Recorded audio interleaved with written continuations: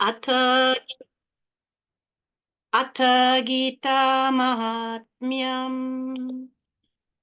गीताशास्त्रमिदं पुण्यं यः पठेत् प्रायतः पुमान् विष्णोः पदमवाप्नोति भयशोकारिवर्जितः। गीताध्ययनशीलस्य प्राणायामपरस्य च नैव सन्ति हि पापानि पूर्वजन्मकृतानि च। मलनिर्मोचनं पुंसां जलस्नानं दिने दिने सकृद्गीताम्बसि स्नानं संसारमलनाशनम्। गीता सुगीता कर्तव्या किमन्यै शास्त्रविस्तरैः या स्वयं पद्मना पश्य मुखपद्मात् विनिश्रिता भारत अमृत सर्वस्वं विष्णोर्वक्त्रात् विनिश्रितम्। गीता गङ्गोदकं पीत्वा पुनर्जन्म न विद्यते। सर्वोपनिषदो गावो दुग्धा गोपालनन्दनः पार्थो वत्ससुधीर्भुक्ता दुग्धं गीतामृतं महत्। एकं शास्त्रं देवकी पुत्र गीतम् एको देवो देवकी पुत्र एव एको मन्त्रस्थस्य नामानि यानि काम्याप्यकं तस्य देवस्य सेवा। हरि ओम्।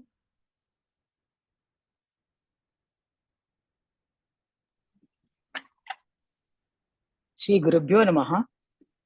ओम श्री परमात्मने नमः। अथ गीता ध्यानम्। ओम पार्थाय प्रतिबोधितां भगवता नारायणेन स्वयं व्यासेन ग्रथितां पुराणमुनिना मध्ये महाभारतम् अद्वैतामृतवर्षिणीं भगवतीम् अष्टादशाध्यायिनीम् अम्ब त्वामनुसन्दधामि भगवद्गीते भवद्वेषिणीम्। नमोऽस्तु ते व्यासविशालबुद्धे पुल्लारविन्दायतपत्रनेत्र येन त्वया भारततैलपूर्णः प्रज्वालितो ज्ञानमयः प्रदीपः प्रपन्नपारिजाताय स्तोत्रवेत्रैकपाणये ज्ञानमुद्राय कृष्णाय गीतामृतदुहे नमः। सर्वोपनिषदो गावः दोग्धा गोपालनन्दनः पार्थो वत्सः सुधीर्भोक्ता दुग्धं गीतामृतं महत्। वसुदेवसुतं देवं कंसचाणूरमर्दनं देवकी परमानन्दं कृष्णं वन्दे जगद्गुरुम्। भीष्मद्रोणतटा जयद्रथजला गान्धारनीलोत्पला शल्यग्राहवती कृपेण वहनी कर्णेन वेलाकुला अश्वत्थामविकर्णघोरमकरा दुर्योधनावर्तिनी सोत्तीर्णा खलु पाण्डवै रणनदी कैवर्तकः केशवः पाराशर्यवचः सरोजममलं गीतार्थगन्धोत्कटं नानाख्यानककेसरं हरिकथा सम्बोधनाबोधितम् लोके सज्जन षट्पदैरहरहः पेपीयमानं मुदा भूयाद् भारत पंकजं कलिमल प्रध्वंसि न श्रेयसे मूकं करोति वाचालं पंगुं लंघयते गिरिं यत्कृपातमहं वन्दे परमानन्दमाधवम् यं ब्रह्मा वरुणेन्द्र रुद्रमरुतः स्तुन्वन्ति दिव्यैस्तवैः वेदैः साङ्गपदक्रमोपनिषदैः गायन्ति यं सामगाः ध्यानावस्थिततद्गतेन मनसा पश्यन्ति यं योगिनः यस्यान्तं न विदुः सुरासुरगणाः देवाय तस्मै नमः देवाय तस्मै नमः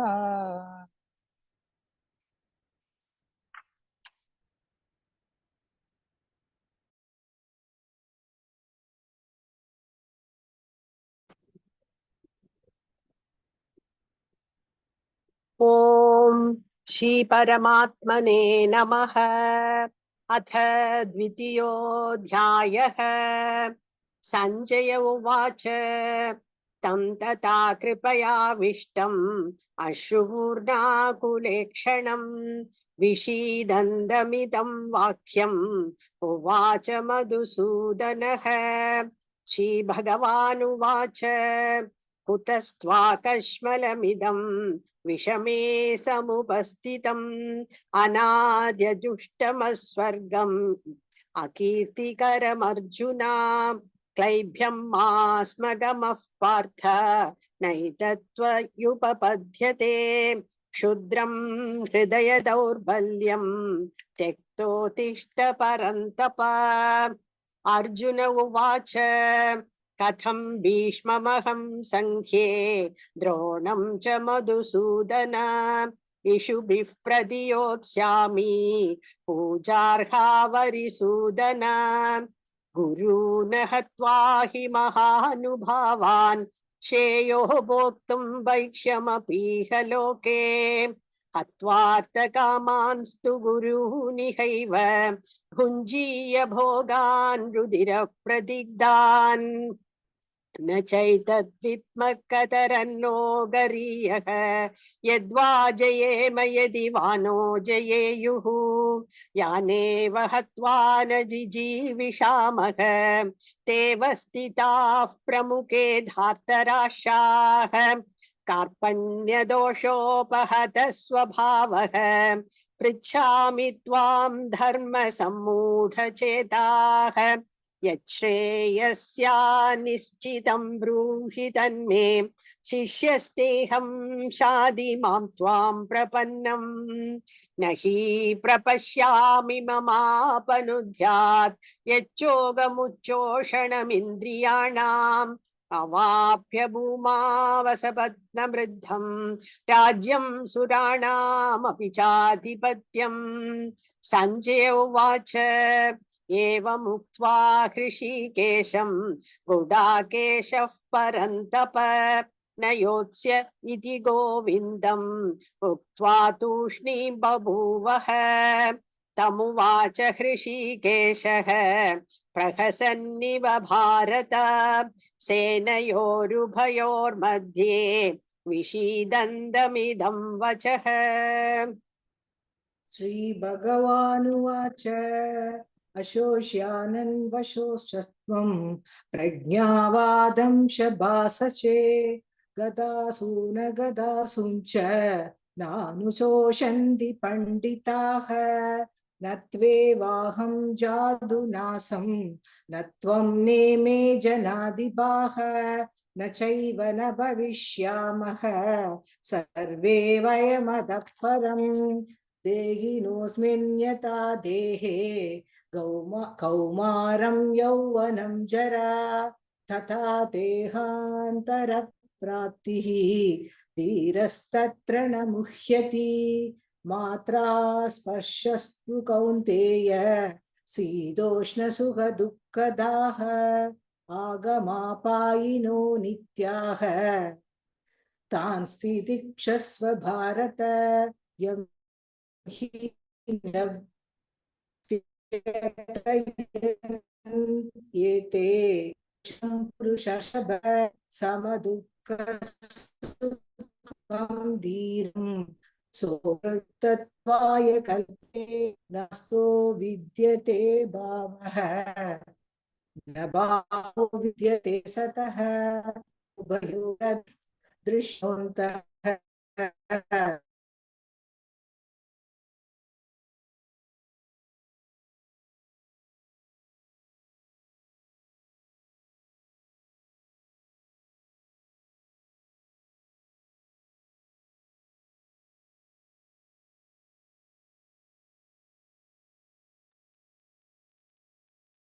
Kalyani, we can't hear you.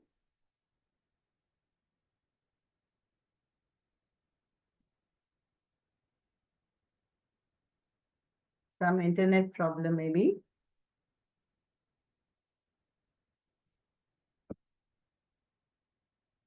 Others, please make a note to chant loudly. Let's Lakshmi Garu. So increase the volume at your end. Should I continue, Ma, from 216, 2.16? I'm I back. thought we'll wait for 1 minute. She's back. Yeah. Kalyani, Yeah. we can't hear you. Can you increase the volume? It is full, Amma. Okay, I'll keep it Okay. in my hand. Then I'll read. Okay, please, can you continue then? अन्तवन्त इमे देहाः नित्यस्योक्ता शरीरिणः अनाशिनो अप्रमेयस्य तस्मात् युध्यस्व भारत ययेनं वेति हन्तारं यश्चैनं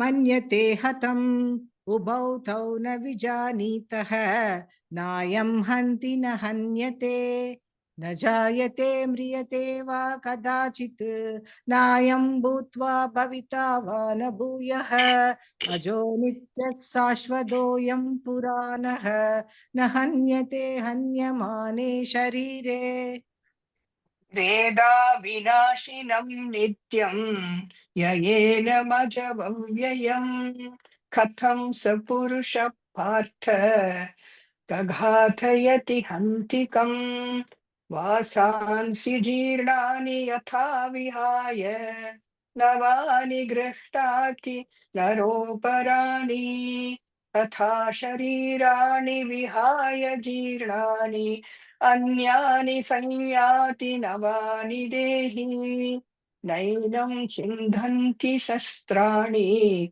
नैनं दहति पावकः न चैनं क्लेदयन्त्यापः न शोषयति मारुतः अच्छेद्योऽयमदाह्योऽयम् अक्लेद्यो शोष्य एव च नित्यः सर्वगतस्ताणुः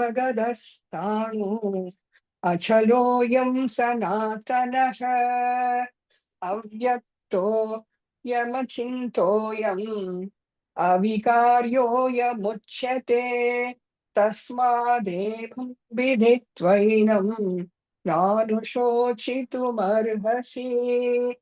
अथ चैनं नित्यजातं नित्यं वा मन्यसे मृतं तथापि त्वं महाबाहो नैवं शोचितुमर्हसि जातस्य हि ध्रुवो मृत्युः ध्रुवं जन्म मृतस्य च तस्मात् परिहार्येऽर्थे न तस्मात् परिहार्येऽर्थे न त्वं शोचितुमर्हसि अव्यक्ताधीनि भूतानि व्यक्तमध्यानि भारत अव्यक्तनिधनान्येव तत्र का परिदेवना आश्चर्यवत् पश्यति कश्चिदेनम् आश्चर्यवत् वदति तथैव चान्यः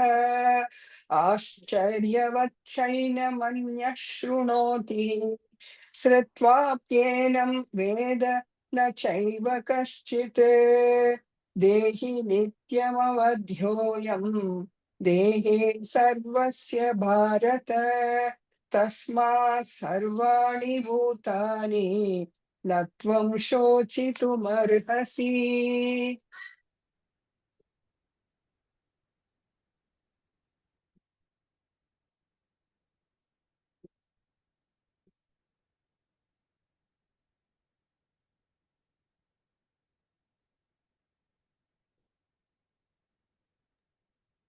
Indra, are you there?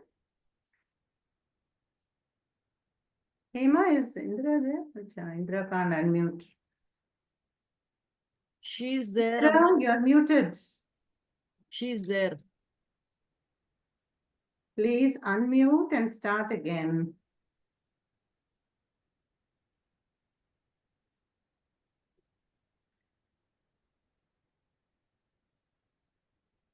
Amma, unmute button. Press the unmute button. Amma, Indraji. unmute yourself. Unmute. Start again. Start again. Madam,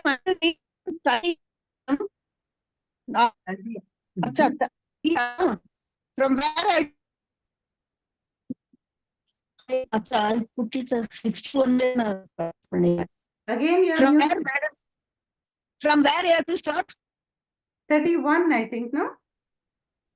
30, 31. 31, 31. You saw the schedule earlier?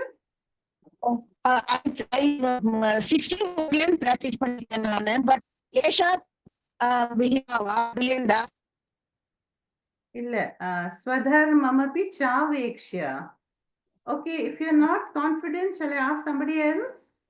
Name from I'm practiced from Pani Sarvani Samyamya Asitam Paraha Vashehi Yasyendriyani Tasrajita. No, no. 31, Indra, in chapter 2, 31. Chapter 2, 31. Chapter 31.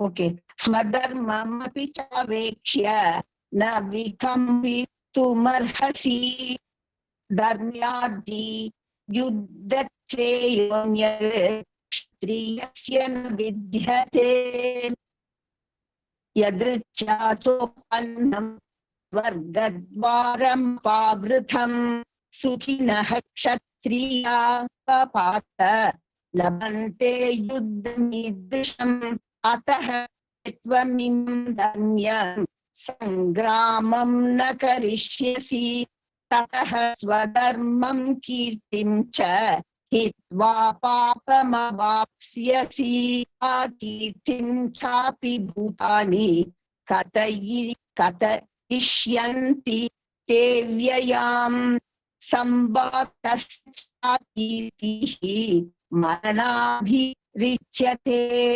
भयाद्रणादुपरथं मत्स्यन्ते त्वां महारथाः येषां च त्वं बहुमतः भूत्वा यास्यसि राघवम् अवयवादां च बहुनुवदिष्यन्ति तवाहिताः निन्दस्तव सामर्थ्यं ततो दुःखतरं नु किम् अतो वा प्राप्स्यसि स्वर्ग जित्वा वा मोक्ष्यसे महीम् तस्मादुत्तिष्ठ कौन्तेय बुद्धाय कृतनिश्चयः सुखदुःखे समे कृत्वा लाभालाभौ जयाजयौ ततो युद्धाय युज्यस्व नैवं पापमवाप्स्यसि एषा ते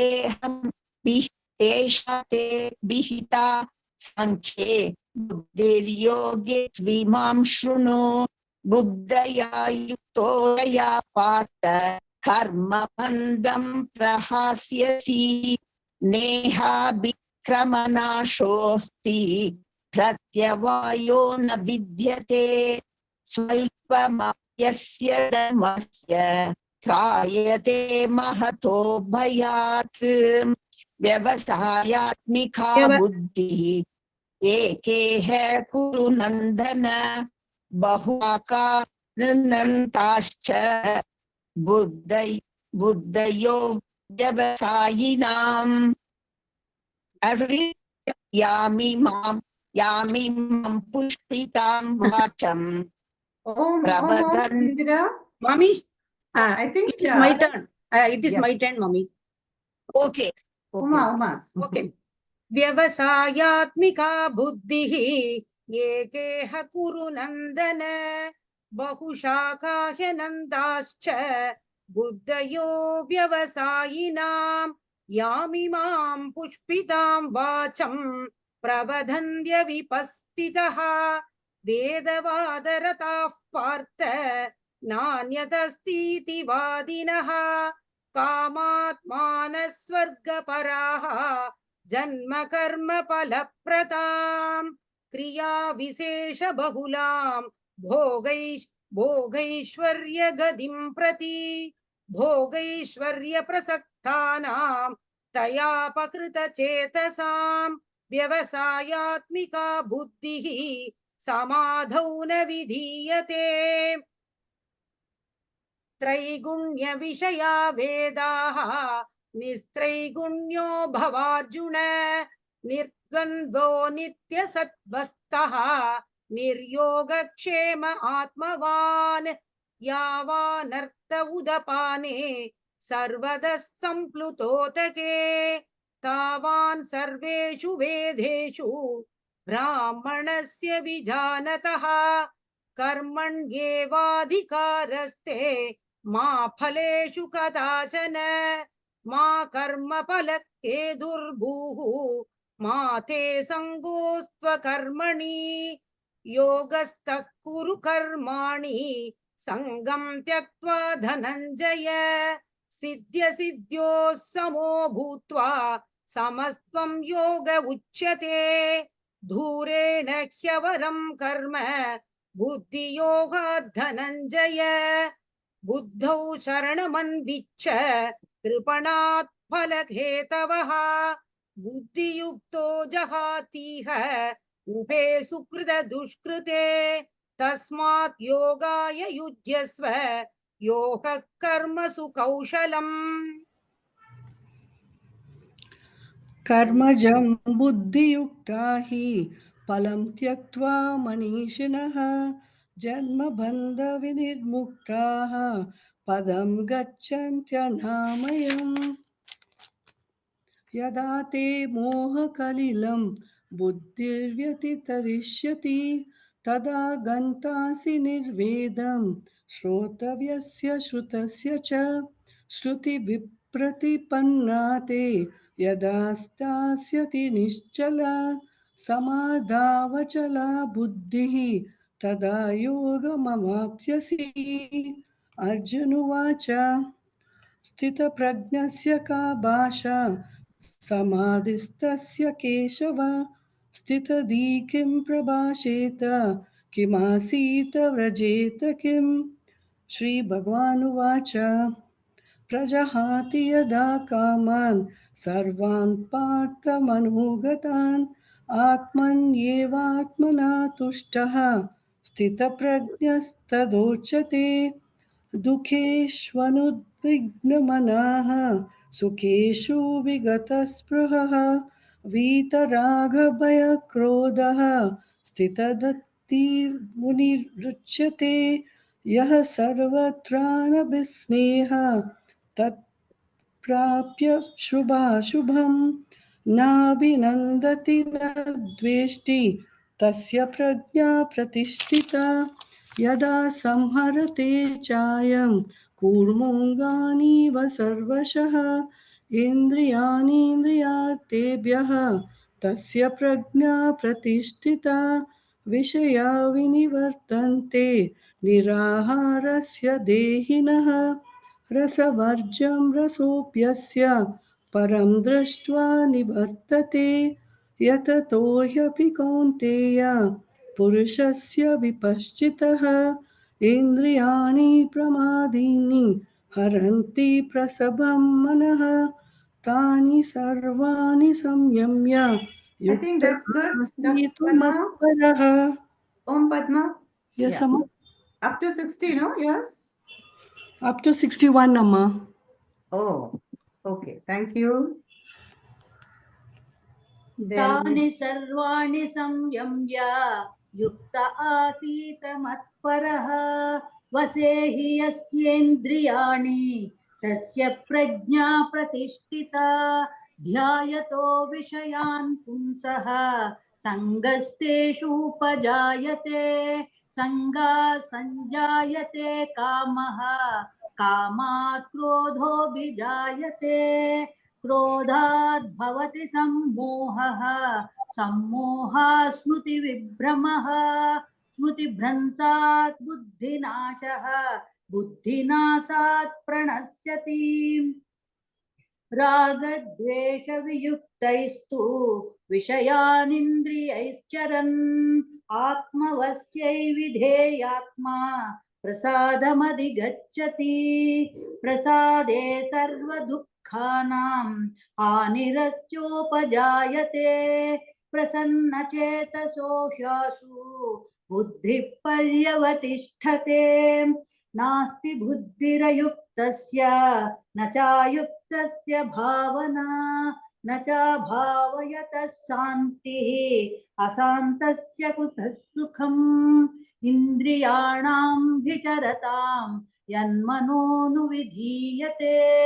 तदस्य हरति प्रज्ञां वायुर्नावमिवाम्भसि तस्माद्यस्य महाबाहो निगृहीतानि सर्वशः इन्द्रियाणीन्द्रियार्थेभ्यः तस्य प्रज्ञा प्रतिष्ठिता यानि ता सर्वभूतानां तस्यां जागर्ति संयमी यस्यां जाग्रति भूतानि तानि सा पश्यतो मुनेः आपूज्यमानमचलप्रतिष्ठं समुद्रमापः प्रविशन्ति यद्वत् तद्वत् कामायं प्रविशन्ति सर्वे स शान्तिमाप्नोति न कामकामी विहाय कामान् यत्सर्वान् पुमांश्चरति निःस्पृहः निर्ममो निरहङ्कारः स शान्तिमधिगच्छति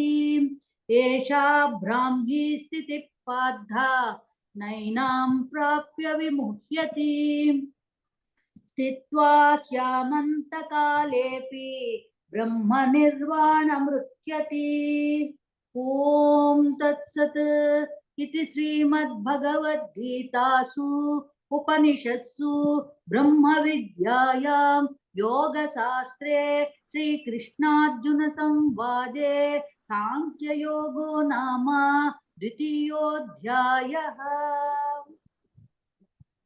ॐ श्री परमात्मने नमः।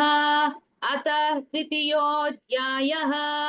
अर्जुन उवाच ज्ञायसि चेत् कर्मणस्ते मता बुद्धिर्जनार्दन तत् किं कर्मणि घोरे मां नियोजयसि केशव व्यामिश्रेणेव वाक्येन बुद्धिं मोहयसीव मे तदेकं वद निश्चित्य येन श्रेयोऽहमाप्नुयाम्।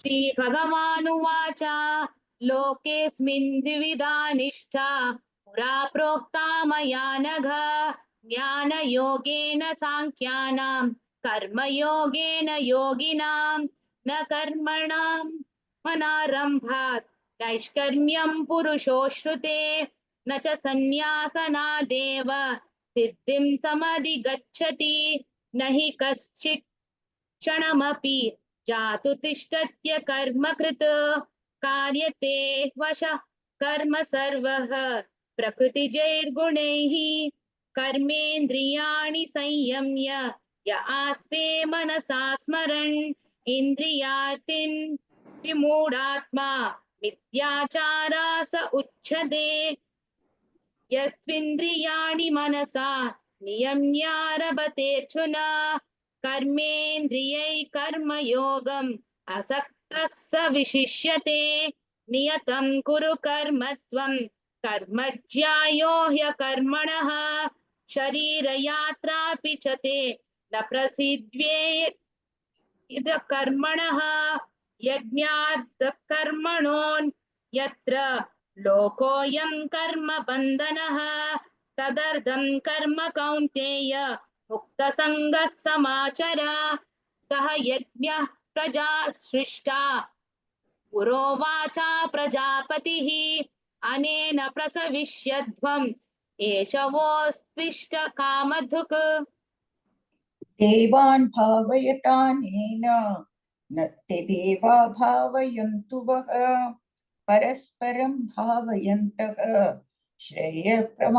प्रमवाप्स्यथ इष्टान् भोगान् हि वो देवाः दास्यन्ते यज्ञभाविताः तैर्दत्तान् प्रदायैभ्यः यो भुङ्क्ते स्तेन एव सः यज्ञशिष्टाशिनः सन्तः मुच्यन्ते सर्वकिल्बिषैः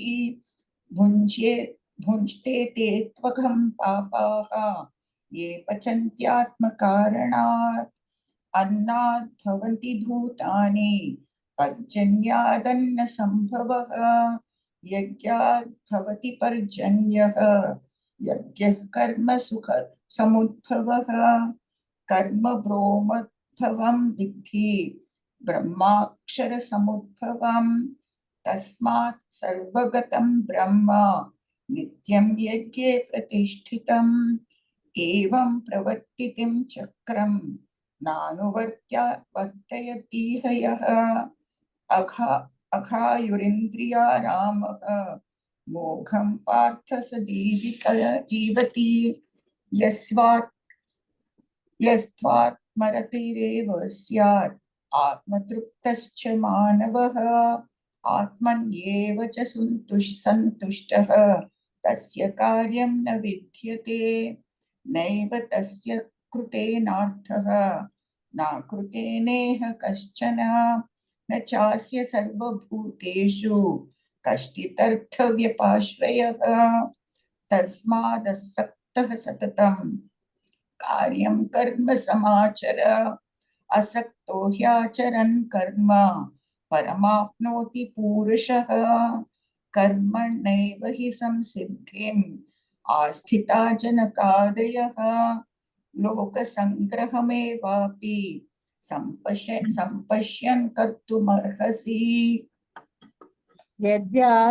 यद्यदाचरति श्रेष्ठ तत्तदेवेतरो जनः स यत् प्रमाणं कुरुते लोकस्तदनुवर्तते न मे पार्थास्ति कर्तव्यं त्रिषु लोकेषु किञ्चन नानावाप्तमवाप्तव्यं वर्त एव च कर्मणि यदि ह्यहं न वर्तेयं जातु कर्मण्यतन्त्रितः मम वर्त्मानुवर्तन्ते मनुष्या पार्थ सर्वशः उत्सीदेयुरिमे लोकाः न कुर्यां कर्म चेदहं सङ्गरस्य च कर्ता स्याम् उपहन्यामि मा प्रजाः सक्ता कर्मण्य विद्वांसः यथा कुर्वन्ति भारत कुर्याद् विद्वांस्तथा सक्तः चिकीर्षोर्लोकसङ्ग्रहं न बुद्धिभेदं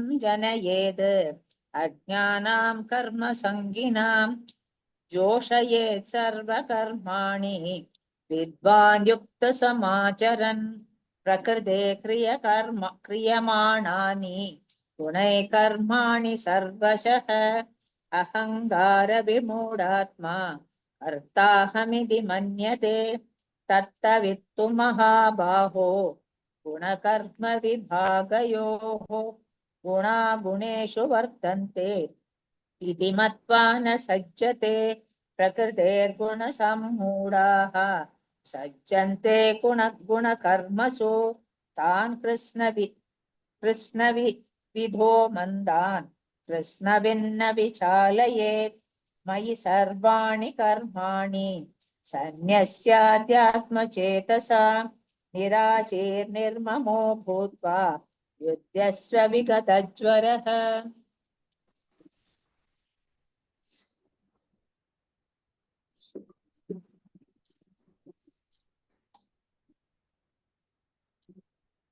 Vatsala, can you unmute? Yeah.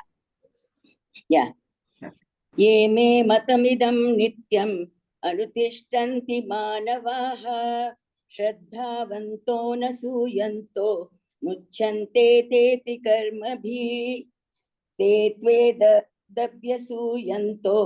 नानुतिष्ठन्ति मे मतं सर्वज्ञानविमूढांस्तान्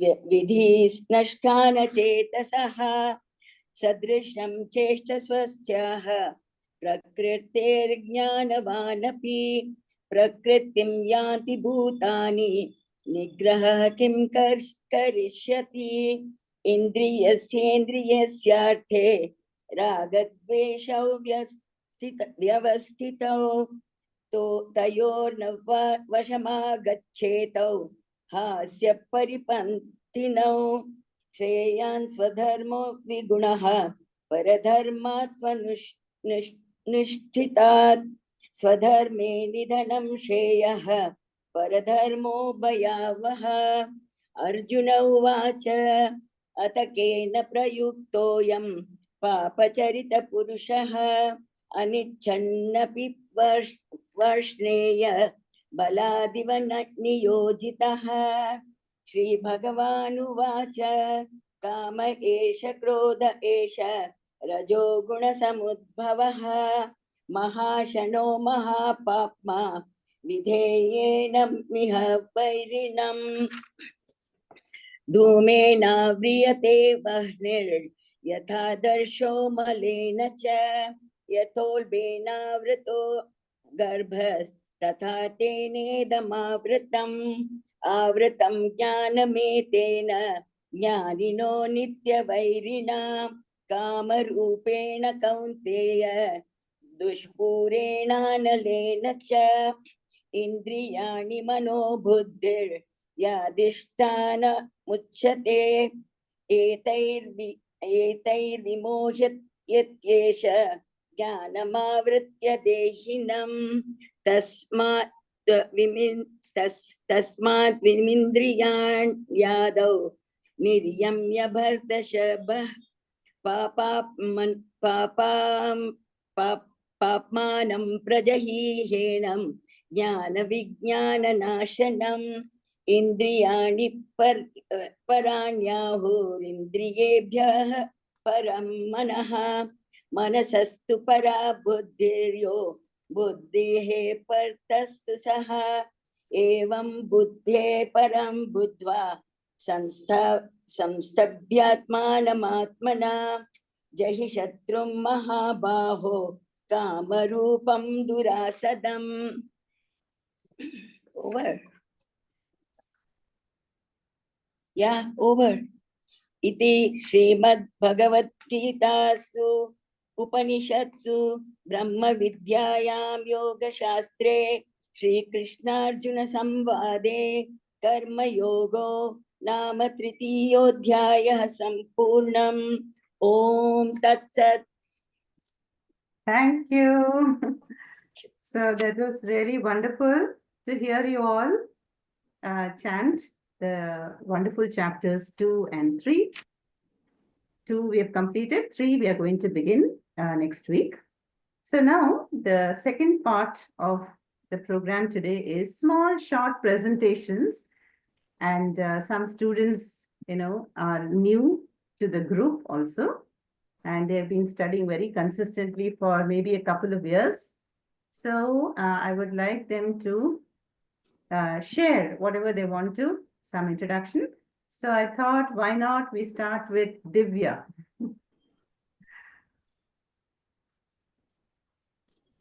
Om Amma.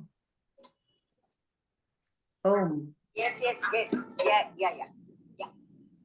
So today I am going to talk about verse 17 of chapter 2, Sankhya Yoga. In the verse 17th of Sankhya Yoga, Shri Krishna is explaining to Arjuna about the nature of the Atma. The Atma Tattvam, that is the supreme reality, never came into being or existence in the first place. It simply was, is, and will continue to exist always. He says that Tat, referring to the Nirguna Brahma Atma, is avinashi. That means it is indestructible. Atma has no form. It is not subject to time.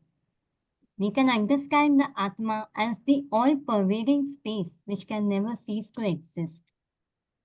Hence, Atma Tattvam pervades everything. It is everywhere.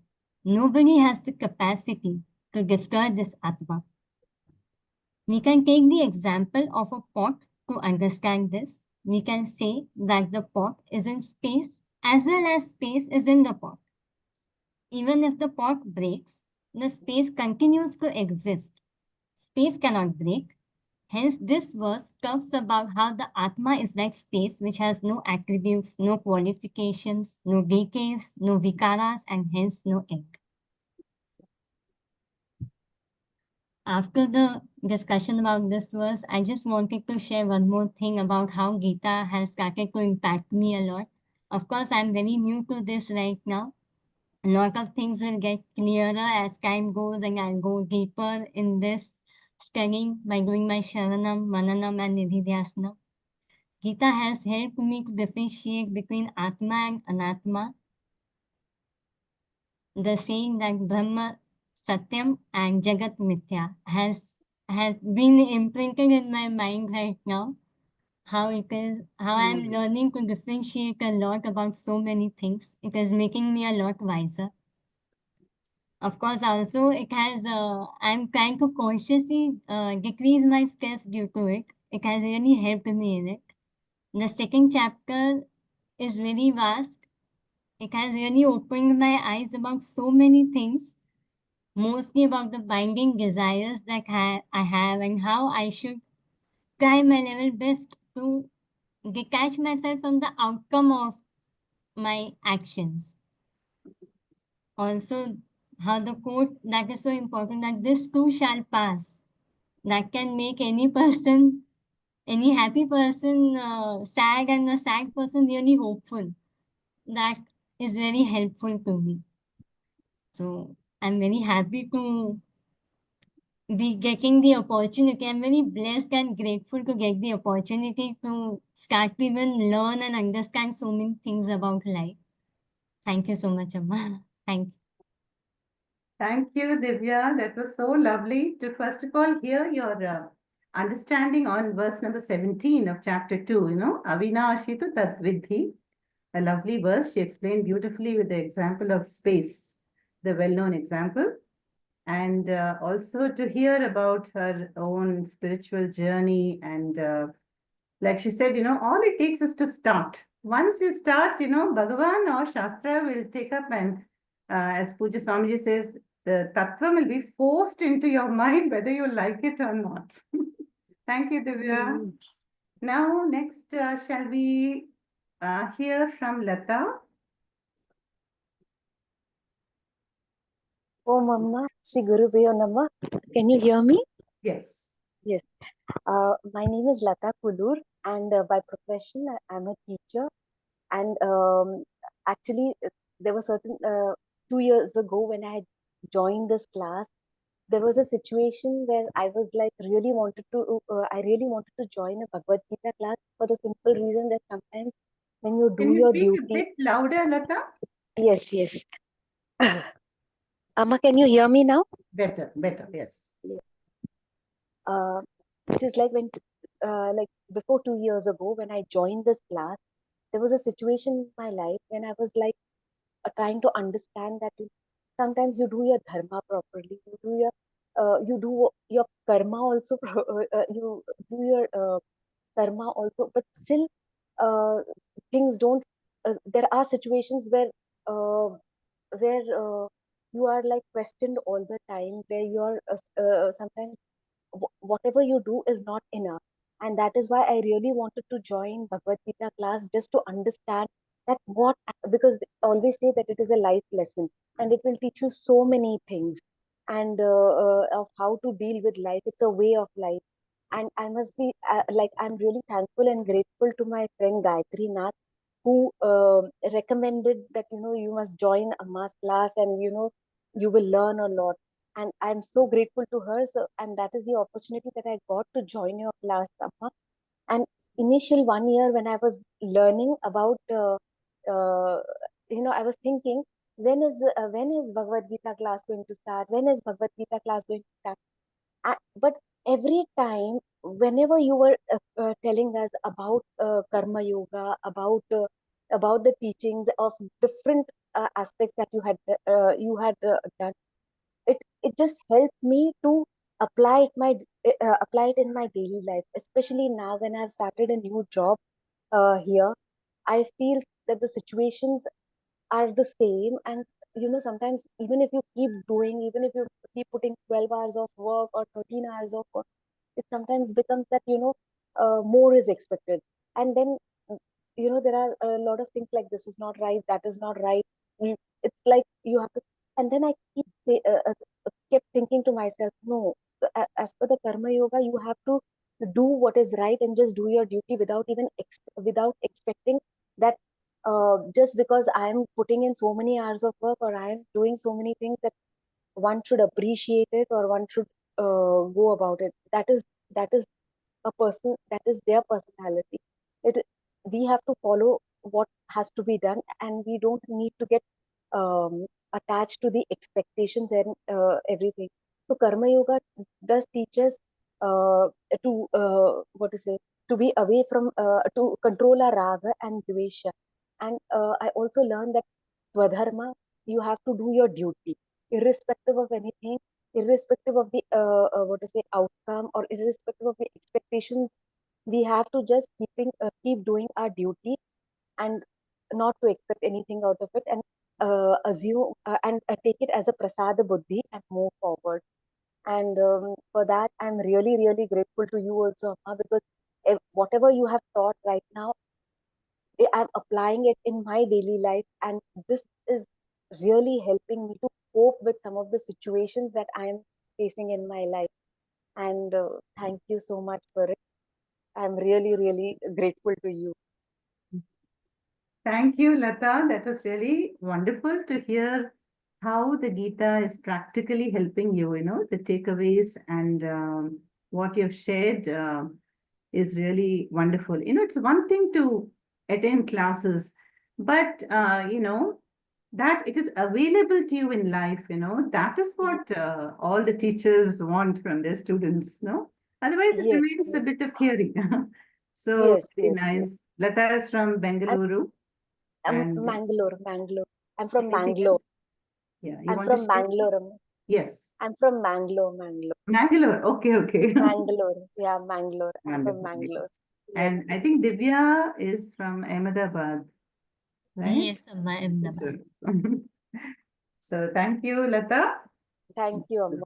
And thank you for teaching us this, because now at least we know that we have to apply it in our daily life and follow it. So which makes it more fruitful for us as people to become better persons and detach ourselves from everything. Though detachment has not yet happened to me, but I think eventually I Yes. will learn. Yeah. Yes. See, Gita will really put everything in perspective, That's what I like. It's so much about the Gita that it gives us a very healthy perspective of life, and you don't really have to run away anywhere or renounce anything. Be where you are, with job or without job, with family or without. Thank Correct. you, Lata. Now, one Thank more, you. we'll have Rekha. And thank you to Gayatri. She's been instrumental. A lot of punyam goes into her account. Okay. Rekha, are you ready? Oh, Mama. Oh, Mama. Yes, yes, I'm ready. You can hear me? I'm audible, Amma? Yes, you're on the route. Okay. Yes. Okay, so another big thank you to Gayatri also, because Gayatri introduced us to Lata and Lata introduced me. So all goes to Gayatri again.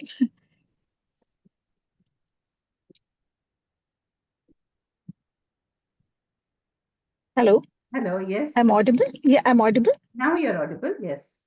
Oh, okay. No, I said all thanks to Gayatri again, because Gayatri introduced Lata and Lata introduced me. So Yes. the chain goes back there to comes back to Bangalore again. Go ahead. Anything else you want to share? Yes, I just wanted to say, yeah. So I've been with this class for almost more than a year, I think. And the one big teaching I started off was probably with my me getting agitated with little things in life, And I was wondering where I was going wrong. Slowly, somebody did refer about Bhagavad Gita second chapter, and look something to look at when one faces one is somewhere, really don't know where what things are going, where what is going wrong. But the big lesson I the one of the biggest learning I thought was equanimity. Whenever a different situation comes, a tough situation comes, how I could handle it better with any calmer mind, I would say, with a calm mind.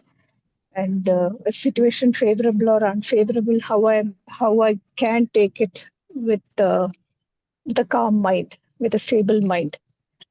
Be it people, be it situation, be it surrounding, be it environment, be it weather, how I could have uh, uh, one response to different situations around me. That probably I think I'm able to slowly understand and apply to daily life. That has been a big learning, and I feel life has turned almost 360 degrees. If there is anything more, I'm sure there is more to learn. But I think this for me presently has changed a lot for me.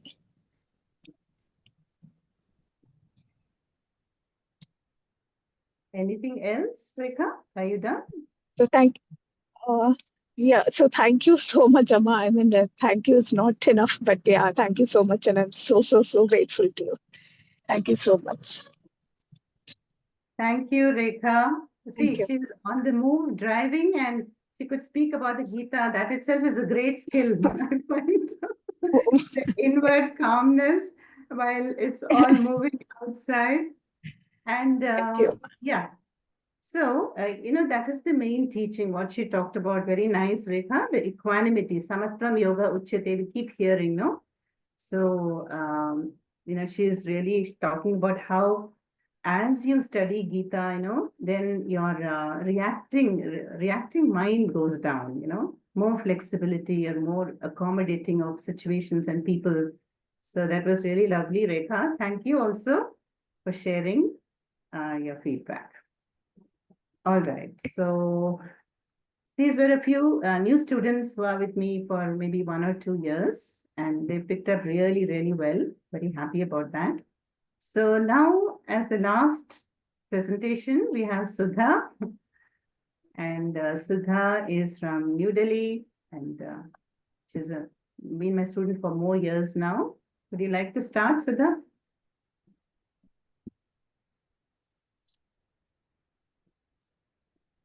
You are unmuted. Om Gurubhyo Namaha. Om Gurubhyo Namaha. I am taking up a very cryptic sloka, 2.69. Ya Nisha Sarva Bhutanam Tasyam Jagarti Sanyami Yasyam Jagriti Bhutani Sa Nisha Pashyato Mune. The meaning of this sloka, literal meaning is, when the type of people are taken. One side we have the Sthita Pragya, a man of permanent wisdom, or we can say Jnani. Other side, all living people, the Anyanis. So this sloka tells, when the Jnani is awake, the other people, the Anyanis, are sleeping. And when the Jnani sleeps, the Anyanis are awake. So it's very cryptic, and we should not take the literal meaning of this. It has a hidden meaning. So let us see what is that. Before going into the meaning, we have to see the attitude of the Jnani and the attitude of the Anyani towards the world. So let us take the case of the Anyani. He lives in the Deha Sthiti, Dvaita mindset, always identifying with his body, mind, Anatma complex. He takes the Mithya world to be real. And so he is always having an extroverted mind. With that, he always seeking pleasure, worldly pleasure. He thinks that only can give him permanent happiness. He keeps that as the goal of his life. So the sense pleasures appear bright for him like a daylight. So he's awake and active in the midst of sense pleasures, which is like day for the Ajnani. Due to his ignorance, this common man, this Ajnani, he does not go beyond the materialistic pleasures, and this Atma Sthiti and all that, it does not appeal to him at all. So he is as if asleep in that state of Atma Sthiti. Now let us take the case of the Jnanis. Jnanis always live in Atma Sthiti, in the awareness of Atma. this Sita Pragya itself, we come across Atmanev Atmana Tushtaha. They abide in their Atma, so they have that Purnatvam. They don't expect anything from the external world for their happiness. So their minds always turn inwards with complete control over their sense organs. They are so indifferent, unconcerned, unaffected by the worldly pleasures. So they seem to be asleep in the midst of worldly pleasure. They are awake only in the Atma Sthiti. The Jnanis are awake only in the Atma Sthiti and asleep in the midst of worldly pleasure. So in short, the presence of worldly pleasure seem to be day for Ajnanis and Jnanis seem to be sleeping in that is night for them. It looks dark for them, for Jnanis. And absence of worldly pleasure, Ajnanis, because they don't have control over the sense organs, the absence of worldly pleasures appear dark for the Ajnanis. So that appear to be night for them. And for Jnanis, because they are indifferent to all sense pleasures, that in their Atma Sthiti, the absence of worldly pleasure is like day for them. So what Krishna wants to convey here, the world is same for both Jnanis and Ajnanis. The people are same, the circumstances are same, but how they view the world only makes the difference.